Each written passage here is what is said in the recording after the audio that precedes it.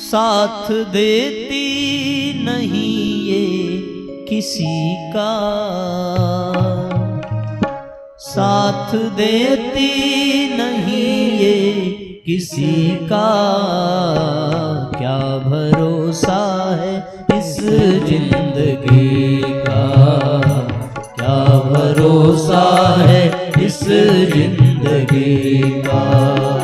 साथ देती नहीं ये किसी का, साथ देती नहीं ये किसी का। क्या भरोसा है इस जिंदगी का, क्या भरोसा है इस जिंदगी का।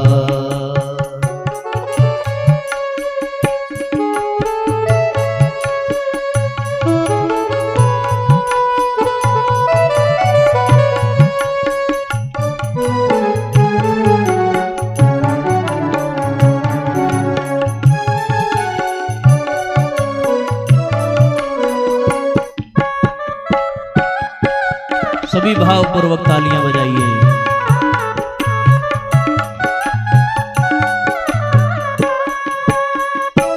सांस रुक जाएगी चलते चलते, सांस रुक जाएगी चलते चलते, सांस रुक जाएगी चलते चलते, सांस रुक जाएगी चलते चलते।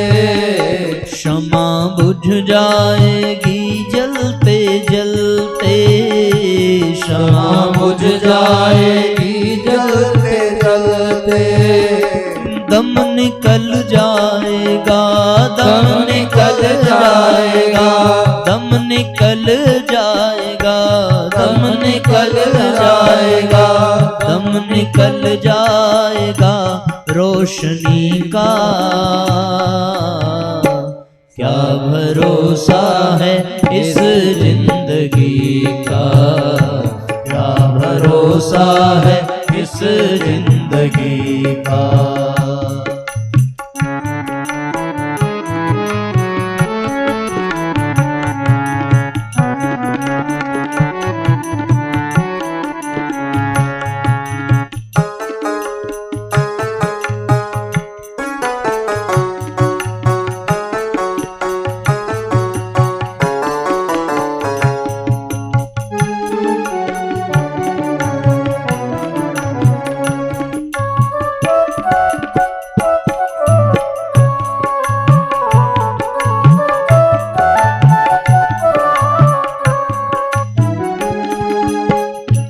हम रहे ना मोहब्बत रहेगी, हम रहे ना मोहब्बत रहेगी।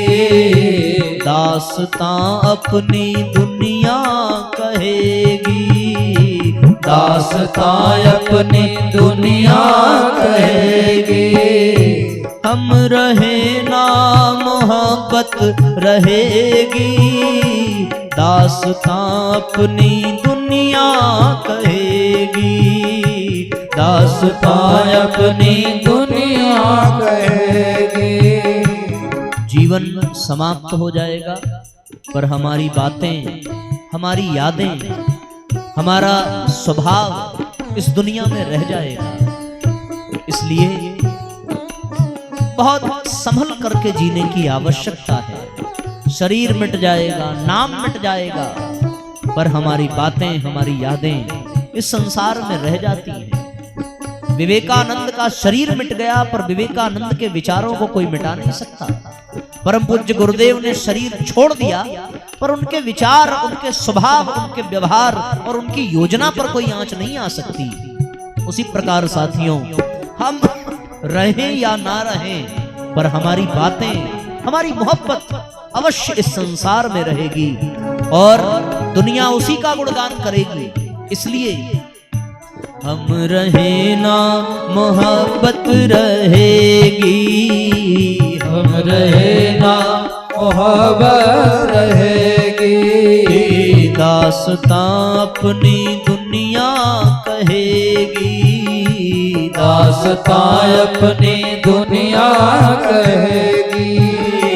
नाम रह जाएगा, नाम रह जाएगा, नाम रह जाएगा, नाम रह जाएगा, नाम रह जाएगा, नाम रह जाएगा, नाम रह जाएगा, नाम रह जाएगा, नाम रह जाएगा।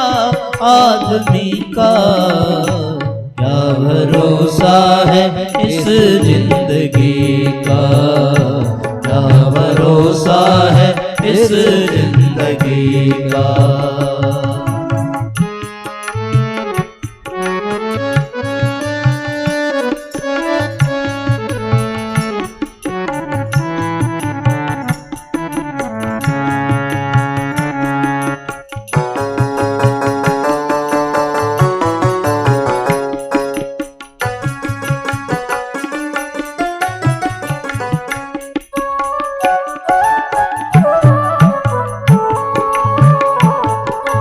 जय हो।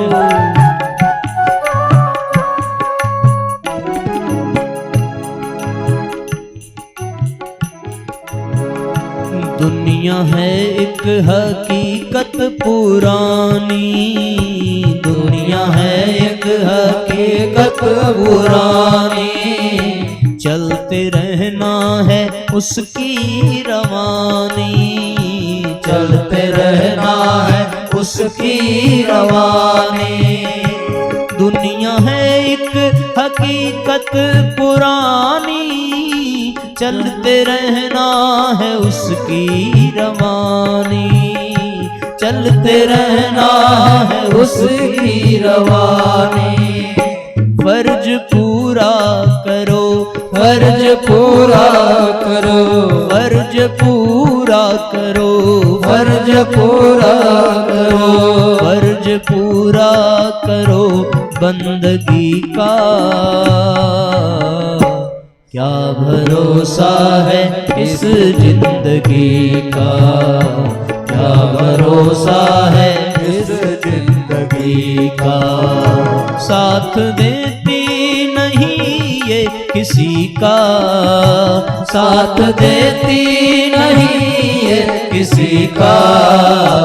क्या भरोसा है इस जिंदगी का, क्या भरोसा है इस जिंदगी का, क्या भरोसा है इस जिंदगी का, क्या भरोसा है इस जिंदगी का, क्या भरोसा है इस जिंदगी।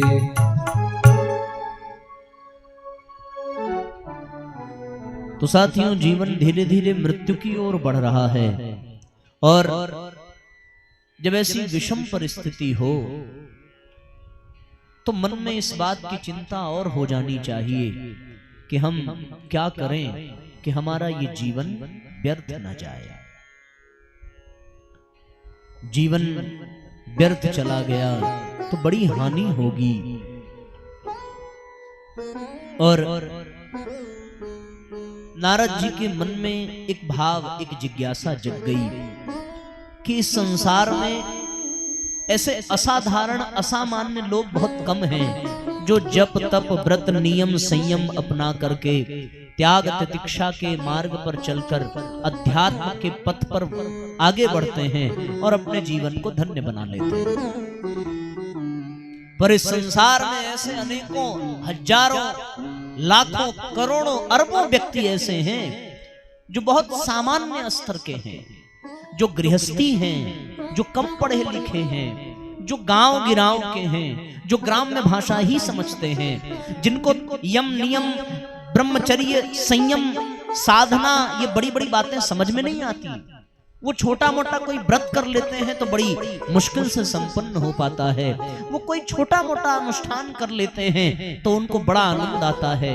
ऐसे व्यक्तियों को किस प्रकार से इन समस्याओं से मुक्त किया जाए, ये तो सच है कि दुनिया में आगे बढ़ना है और अपना कल्याण करना है तो भगवान के शरण में जाना पड़ेगा। पर भगवान की शरण में तो वही जा सकता है जो बहुत ऊंचे स्तर की आत्मा हो। हम सब सामान्य स्तर के, घर परिवार वाले, बाल बच्चे वाले।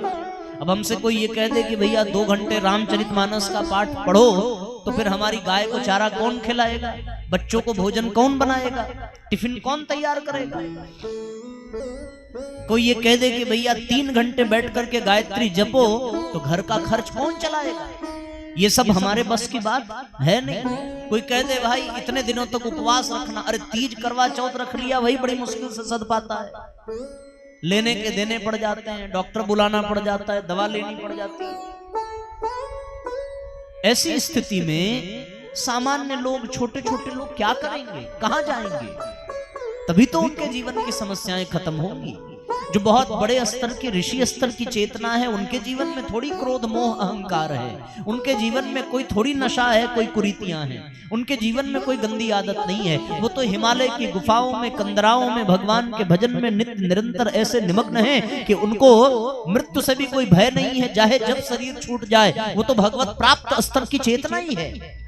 पर जो गांवों में रहते हैं, जो घरों में रहते हैं, वो सामान्य गृहस्थ, जो बहुत पढ़े लिखे नहीं हैं, जिनको शास्त्रों का ज्ञान नहीं है, जो बड़ी बड़ी कथाएं नहीं कर सकते, बड़े बड़े यज्ञ नहीं कर सकते, उनको इस माया जाल से, इस चंगुल से कैसे निकाला जाए, क्या किया जाए, सोचने वाली बात है। पहले तो लोग थोड़ा बहुत कर भी लेते थे।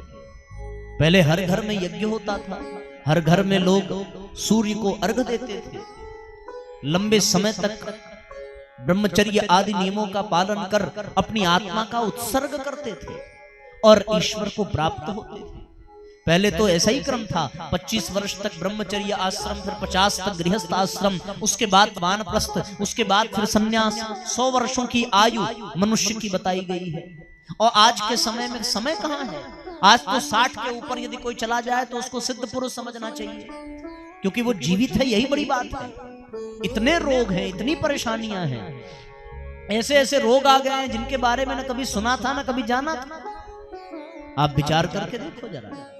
और ऐसी विचित्र स्थिति में आदमी सांस ले रहा है, इसका मतलब वो भगवान के ऊपर एहसान ही कर रहा है, क्योंकि समय किसी के पास नहीं है। अगर आप एक अगरबत्ती रोज दिखाते हो तो समझ लीजिए यही सबसे बड़ी साधना है, इससे बड़ा कुछ है नहीं। आज समय किसी के पास है क्या। आप कल्पना करके देखो, पहले 100 साल लोग जीते थे, आज 60 साल भी नहीं जी पा रहे हैं। और 60 साल में 8 घंटे रोज का अगर जोड़ लिया जाए तो 20 साल तो सोने में ही चला गया। 7-8 घंटे तो आदमी सोता है ना, 60 साल में तो सोएगा भी सोएगा। 24 घंटे का पूरा दिन और रात, उसमें 8 घंटा सोया, इसका मतलब 1/3 सोने में चला गया। तो 60 साल में से 1/3 कर दीजिए साहब, तो 20 साल सोने में चला गया, बचा केवल 40 साल। 40 साल में अगर प्रतिदिन 4 घंटे भी नहाने खाने में लगा रहा है तो इसका मतलब क्या हो गया। इसका मतलब ये हो गया कि 16 का 1/4 भाग नहाने खाने में और साज श्रृंगार में चला गया।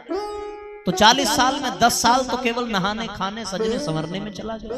अब कितना बचा, बचा केवल 30 साल। 30 साल में आप ये मान करके चलिए कि आदमी बीमार तो पड़ेगा ही पड़ेगा, अमर होके तो आया नहीं है।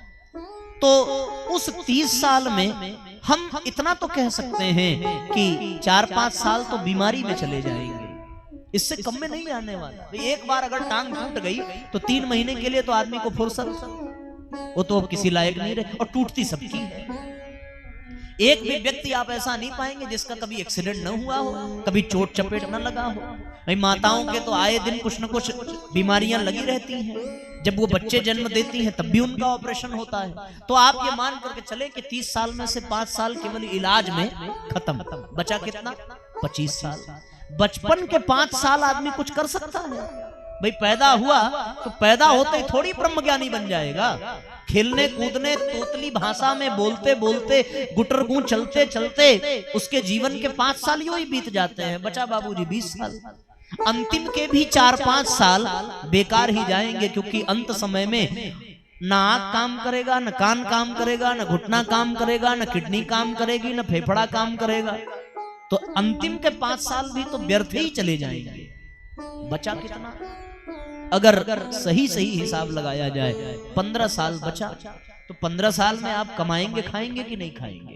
8 साल के हिसाब, 8 घंटे के हिसाब से यदि नौकरी की जाए, तो 8 घंटे के हिसाब से यदि आप नौकरी करेंगे तो 15 साल में 7.5 साल आपके नौकरी करने में चले गए।